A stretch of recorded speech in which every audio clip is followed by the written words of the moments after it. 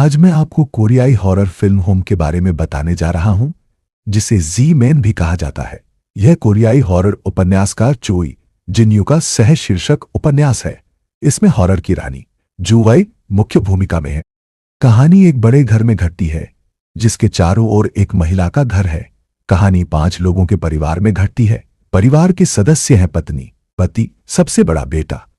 उनमें से पत्नी की मानसिक स्थिति बहुत अस्थिर है और अक्सर बीमार रहती है। पति ने अपनी पत्नी से कहा कि वे ग्रामीण इलाकों में जाने वाले हैं, क्योंकि वे शहर में घर का खर्च नहीं उठा सकते। पत्नी बहुत दुखी थी और उसने कहा कि वह नहीं जाना चाहती, लेकिन पति ने इसकी परवाह नहीं की और सीधे बॉस के अंतिम संस्कार में चला गया। साथ ही वह अपनी बड़ी बेटी को भी साथ ले गया। और जब पिता ने बॉस को श्रद्धांजलि दी, तो उसकी बड़ी बेटी गलती से दूसरी वेदी पर चली गई और उसने पाया कि उन चारों में से 2 बेटियों सहित सभी की मृत्यु हो गई थी। और इस समय पत्नियों में से एक की आंखें एक पल में काली हो गई, लेकिन वह जल्द ही सामान्य हो गई। फिर सबसे बड़ी बेटी वेदी से बाहर निकली और एक अजनबी ने अचानक उसे रोका और उसे एक कार्ड दिया और अपनी बड़ी बेटी से कहा कि उसने वहां जो देखा है वह उनके पूरे परिवार को मार सकता है। इसलिए अगर भविष्य में आपको मदद की जरूरत पड़े तो आप किसी भी समय उनसे संपर्क कर सकते हैं।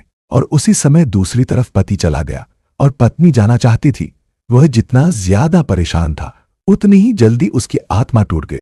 और फिर जब वह अपना दिमाग खो बैठा, तो उसने अपनी छोटी बेटी को सीढ़ियों से नीचे फेंक दिया।